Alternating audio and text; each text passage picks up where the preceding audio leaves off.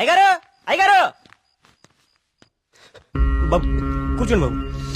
అయ్యగారు అయ్యగారు కూర్చోండి బాబు. బాబు అరే ఏమైంది బాబు? ప్రియా ప్రియా ఇదిగో నువ్వు వెళ్ళి దూది టించర్ పట్టరా. కార్తీక్ ఏమైంది? ఎవరైనా నీ మీద దాడి చేశారా? మీకెలా తెలుసు? ఊహించాను. నువ్వు భగవంతుడికి ఎదురెళ్తున్నావు ఊరంతా నమ్ముతోంది. అది కిట్టని వాళ్ళెవరో నీ మీద దాడి చేసుంటారని ఊహించాను. నీకెందుకు బాబు ఇవన్నీ? తిరిగి హైదరాబాద్ వెళ్ళిపోవచ్చుగా. వెళ్తాను అంకుల్. మీ ఊర్లో ఉండేది ఇంకా 8 రోజులు మాత్రమే. మీరు నమ్ముతున్న దేవుడి మీద గెలిచి వెళ్తాను. గెలవడానికి ఆ భగవంతుడి సాయం కావాలని నేను నమ్ముతాను. నువ్వు ఆ భగవంతుడి మీదే గెలుస్తానంటున్నావు. నీ ఇష్టం. వెళ్ళొస్తాను అంకుల్.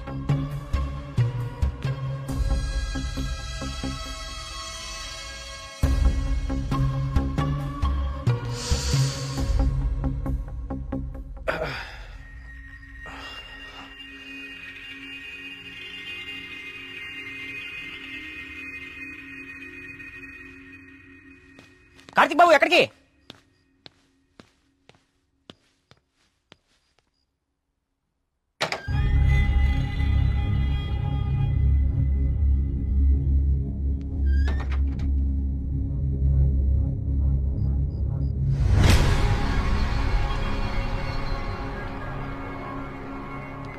రండి రండి.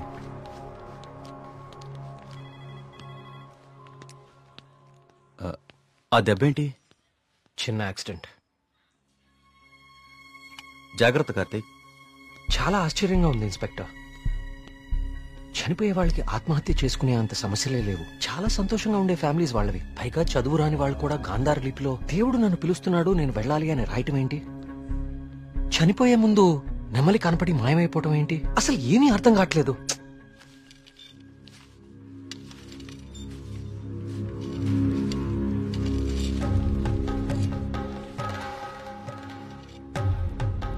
సార్ ఇదిగోండి సార్ ఫైల్. ఇక్కడ పెట్టు. పోస్ట్ మార్టం చేసిన డాక్టర్ని అడిగాను. వాళ్ళు చనిపోయిన వాళ్ళకి ఎలాంటి హెల్త్ ప్రాబ్లమ్స్ లేవని చెప్పారు. అలానే బ్లడ్ టెస్ట్ రిపోర్ట్స్ కూడా నార్మల్ గానే ఉన్నాయి.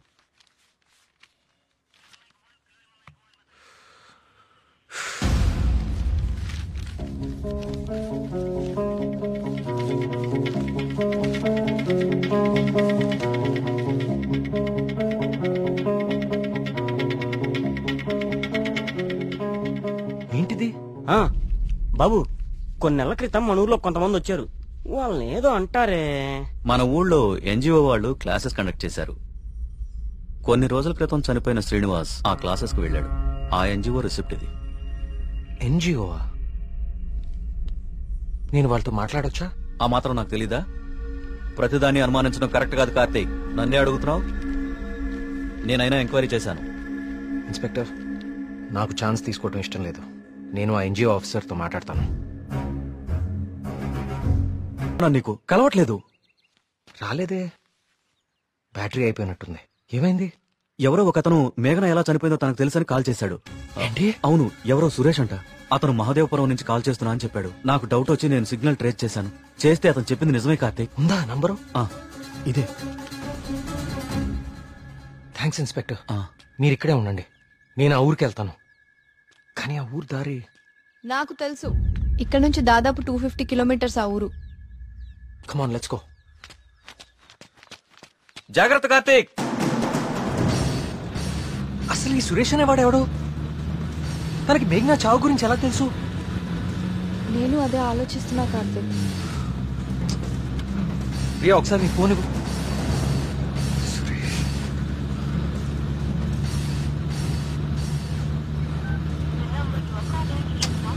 ఛ!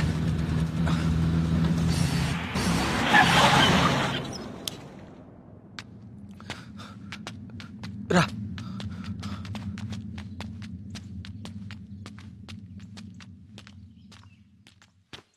ఏమండి ఏమండి, ఎవరు? ఈ ఊర్లో కొల్ల సురేష్ అనే మనిషి ఉన్నాడు. ఎక్కడున్నారో చెప్తారా? ఇప్పుడే నాతో మాట్లాడి ఇలా వెళ్ళాడండి. అటా ఇటే. నేనే అనుకుంటా. సార్, సురేష్ అంటే మీరేనా? సురేశా? నేనే. ఏం లేదండి, మీరు ఇన్స్పెక్టర్ ఫోన్ చేసి మేఘ్నాని ఎవరు చంపారో తెలుసని చెప్పారంట. ఇన్స్పెక్టరా? ఆడెవడు? ఏమండి, మేము చాలా కష్టపడి సుబ్రహ్మణ్యపురం నుంచి వచ్చాం. మేఘ్నాని చంపింది ఎవరో మీకు తెలుసంట. నువ్వెవరు? ఆ మేఘన ఎవరు? అది ఎలా సత్తే నాకేంటి? వాళ్ళు ఎవరో నాకు తెలియదు సార్. హైదరాబాద్ లో కూలి పని చేసుకుంటుంటా సార్. సెల్ ఫోన్ కూడా లేదు సార్. వదిలేదు సార్, క్షమించండి సార్. నేను ఇక్కడ ఉండగా మీ ఊర్లో మరో ప్రాణం పోనివ్వను. అవును, ఎవరో సురేష్ అంట మహాదేవపురం నుంచి కాల్ చేస్తున్నా అని చెప్పాడు. సిగ్నల్ ట్రేస్ చేశాను. చేస్తే అతను చెప్పింది నిజమే కార్తీక్. ప్రియా, మనం అర్జెంట్ గా సుబ్రహ్మణ్యపురానికి తిరిగి వెళ్ళాలి. ఎందుకు? సురేష్ అనేవాడు ఎస్ఐకి ఫోన్ చేయడం అబద్ధం. That inspector knows something. అతనికి ఆ ఆత్మహత్యలకి ఏదో ఒక సంబంధం ఉంది. Let's go.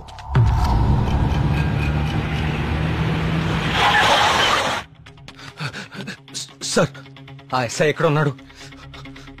అతనికి ఈ ఆత్మహత్యలకి ఏదో ఒక సంబంధం ఉంది సార్. నన్ను మహాదేవపురం పంపించేసి ఇక్కడ ఇంకో చావు ప్లాన్ చేశాడు. అతన్ని ఆపాలి సార్, అతన్ని ఆపాలి.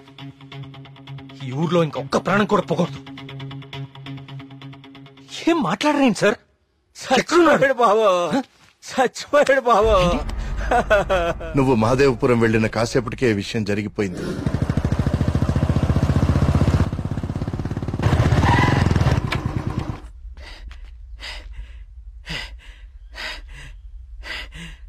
ఇన్స్పెక్టర్ గారు, టీదేమంటారా?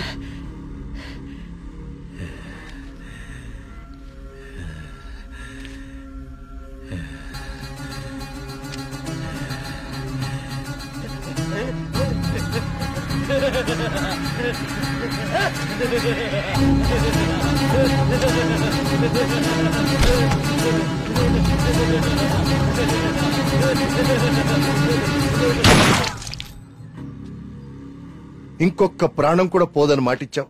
ఇప్పుడు ఊళ్ళో వాళ్ళకి మనం ఏమని ధైర్యం చెప్తాం? ఏ ఊరి చరిత్ర చూసినా ఏముంది? నా ఎండు చేపల కంపు, చిన్న చేపలు చచ్చి పెద్ద చేపలు బతికిన ఇదని చెప్పండి. అంతకంటే ఏం చెప్తారు? మీ వంశ చరిత్రలో ఈరగాథలు చెప్పుకోవడానికి ఈ ఊరు ఉండాలి, ఆ గుడి ఉండాలి, చిత్తం బాబు అనడానికి ఈ మడుసులు ఉండాలి. కానీ వర్మ గారు, మీకు ఊడిగా చేయడానికి కూడా మడుసులు మిగడం లేదు ఈ ఊళ్ళో. ఎమ్మెల్యే గారు, మీరు నన్ను అపార్థం చేసుకుంటున్నారు. ముందు మీరు సరిగా అర్థం చేసుకోండి. పోతున్న పేనాలు గుడిసిల్లోయి, కోట్లో కాదు కదా. అందుకే మీకు అర్థం కావట్లేదు. అయినా ప్రశ్నకి సమాధానం చెప్పండి. ప్రమాదం అని తెలిసి ఈ ఊళ్ళోనే ఎందుకు ఉండాలి? ఇన్ని పేనాలు పోతున్నా ఏ స్వార్థంతో మీరు జనాల్ని ఈ ఊరు వదిలి అనుకుండా చేస్తున్నారు? చెప్పండి సమాధానం. వర్మ గారు, గుడి దగ్గర చిన్న పూజారి ఆత్మహత్య చేసుకోవడానికి ప్రయత్నించాడు.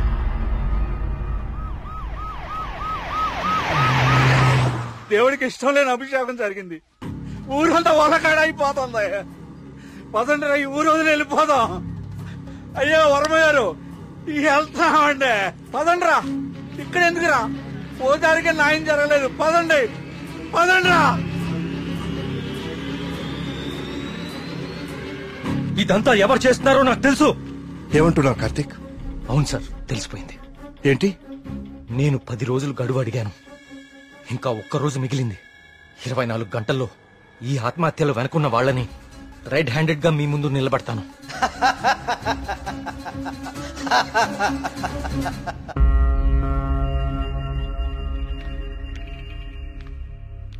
కార్తీక్ అడిగిన ఒక్కరోజు గడువు గురించి ఎమ్మెల్యే గారితో ఫోన్లో మాట్లాడారు. ఇంకే ఒక్క ప్రాణ నష్టం జరిగినా మనమంతా ఈ ఊరు ఖాళీ చేయాల్సి వస్తుందని ఆయన చెప్పేశారు.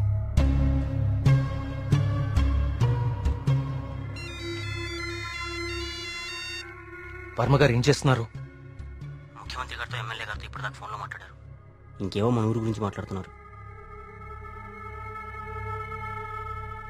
సరే కుమార్. స్వామి, సమస్య సృష్టించింది నువ్వే, పరిష్కారం చూపించాల్సింది నువ్వే. ఊరు ఖాళీ అవ్వడమే నువ్వు చూపించే పరిష్కారమా?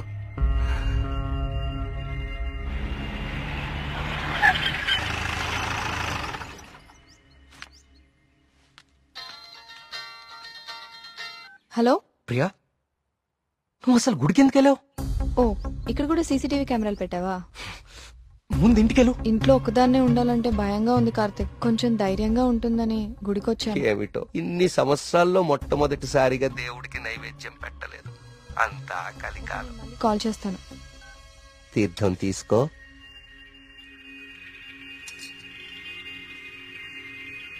ఆయుష్మాన్ భవ. అమ్మగారు నమస్కారం అండి. పూజారి గారి ప్రసాదం మీకు ఇచ్చి రమ్మన్నారు, తీసుకోండి. హలో. హలో. Thank you. ఉంటానమ్మా. ప్రియా వచ్చింది ఎవరు? పూజారి గారు ప్రసాదం ఇచ్చి పంపించారు. ఇందాక ఇవ్వడం మర్చిపోయారంట. సరే జాగ్రత్త.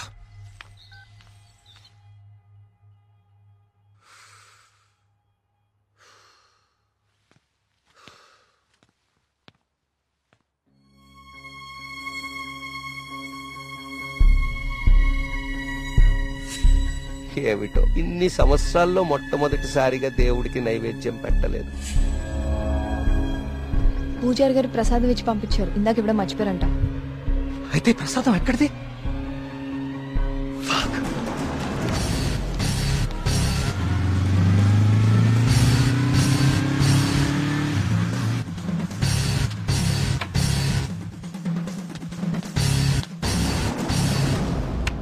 ప్రియా, ప్రియా, ప్రియా, ప్రియా తలుపు తీ. ప్రియా, ప్రియా వినపడుతుందా?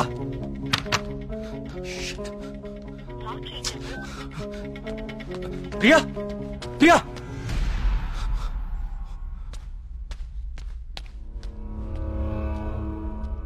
ప్రియా, నీ ఫోన్ స్విచ్ ఆఫ్ లో ఎందుకుంది? తలుపు కొడుతుంటే తీయట్లేదేంటి? Priya, what happened?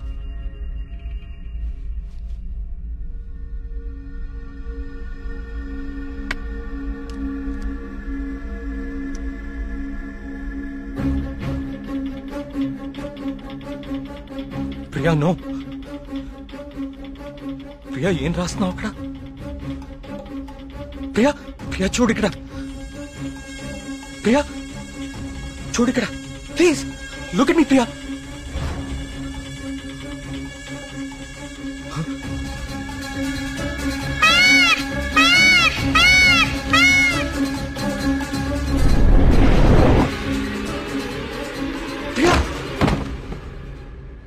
ప్రియా, ప్రియా, ప్రియా, ప్రియా,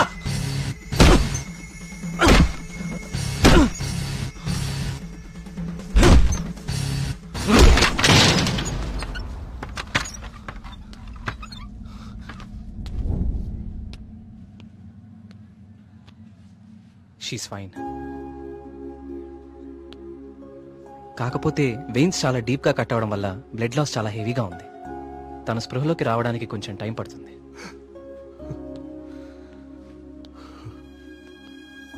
కార్తీక్, ఒకసారి రండి.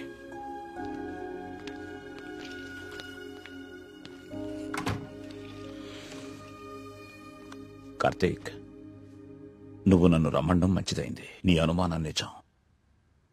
ప్రియ తిన్న ఫుడ్లో ఒక డ్రగ్ కలపబడింది.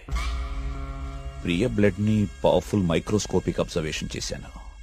ఆ డ్రగ్ వల్లే ప్రియ ఆత్మహత్య చేసుకోబోయింది. విషయం అయితే చనిపోతారు. ఇలా డ్రగ్ మూలంగా ఆత్మహత్య చేసుకోవటం ఏంటి? చెప్తాను. కొన్ని వందల సంవత్సరాల క్రితం ఆయుర్వేద బ్రహ్మగా పేరొందిన సుశ్రుతుడు కొన్ని రకాల మొక్కలకి మనిషి మెదడుని కంట్రోల్ చేసే శక్తి ఉందని కనుగొన్నాడు. వాటితో ఒక డ్రగ్ తయారు చేశాడు. అలెగ్జాండర్ తన ప్రపంచ జైత్రయాత్రలో భాగంగా తన సైనికుల మీద ఈ డ్రగ్ ను ఉపయోగించాడు.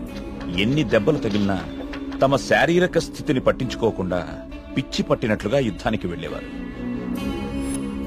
హిట్లర్ కూడా రెండవ ప్రపంచ యుద్ధ సమయంలో ఇలాంటి డ్రగ్ తయారు చేయించాడు. అయితే అదంత సక్సెస్ అవ్వలేదు. ఆ డ్రగ్ ని 3 డోసెస్ గా ఇస్తారు. రోజుకి 1 డోస్. ఆ 3rd డోస్ బాడీలోకి వెళ్ళాక డ్రగ్ ఎఫెక్ట్ స్టార్ట్ అవుతుంది. ఎవరైనా ఈజీగా ఆ వ్యక్తి మెదడుని కంట్రోల్లోకి తీసుకోవచ్చు. అంతేకాదు, ఆ 3 డోసెస్ ఒకేసారి కల్పిస్తే అది సైనైడ్ కంటే ప్రమాదకరం. It's a hypnotic suicidal drug. అంటే ప్రియా కూడా? ఎస్, ప్రియ విషయంలో కూడా అదే జరిగింది. ఆ డ్రగ్ కలిపారు. That might be 3rd dose. అంతకుముందే 2 డోసెస్ ఇచ్చేసి ఉండాలి. ఆ ఫుడ్ తిన్న వెంటనే ప్రియ మీద హిప్నాటిక్ ఎఫెక్ట్ స్టార్ట్ అయింది. అయితే ఎవరో తనని లెటర్ రాసి ఆత్మహత్య చేసుకునేలాగా హిప్నటైజ్ చేశారు. You're right. ఈ డ్రగ్ అసలు మన మార్కెట్లో దొరుకుతుందా? మార్కెట్లో ప్రోజోన్, డాల్మెన్ లాంటి హిప్నాటిక్ డ్రగ్స్ ఉన్నాయి. కానీ ప్రియకిచ్చింది వెరీ పవర్ఫుల్ డ్రగ్. అసలు ఇలాంటి డ్రగ్ ఒకటి ఉందని ఇప్పటి ప్రపంచానికి తెలియదు. వీటిని తయారు చేయడానికి కొన్ని రకాల మొక్కలు వాడతారు కార్తీక్. దే ఆర్ కాల్డ్ సైకోసిస్ ఇండ్యూసింగ్ ప్లాంట్స్. ఇవి జర్మనీ పరిసర ప్రాంతాల్లో మాత్రమే దొరుకుతాయి. కొన్ని లక్షలు ఖర్చవుతాయి కార్తీక్ ఈ డ్రగ్ ని తయారు చేయడానికి. మరి పోస్ట్ మార్టం రిపోర్ట్ లో ఈ డ్రగ్ గురించి ఎందుకు తెలియలేదు మనకి? అదే దీని స్పెషాలిటీ. 3rd డోస్ బాడీ లోపలికి వెళ్ళాక ఇది బ్లడ్ లో చాలా డీప్ గా మిక్స్ అయిపోతుంది. ఇది బ్లడ్ లో ఉండేది కేవలం 2 గంటలు మాత్రమే. ఆ తర్వాత ఎవాపరేట్ అయిపోతుంది. మనుషులు మామూలు అయిపోతారు. కానీ ఒకేసారి 3 డోసులు ఇస్తే వెంటనే చచ్చిపోతారు. పోస్ట్ మార్టం చేసేటప్పుడు నార్మల్ బ్లడ్ టెస్ట్ చేస్తాం కాబట్టి ఈ డ్రగ్ గురించి తెలియడం ఇంపాసిబుల్. అదృష్టం ఏంటంటే నువ్వు ప్రియని చాలా ఫాస్ట్ గా 2 అవర్స్ లోపే హాస్పిటల్కి తీసుకొచ్చావు. కొంచెం ఆలస్యమైనా ఇలాంటి డ్రగ్ ప్రియకిచ్చారని మనకెప్పటికీ తెలిసేది కాదు.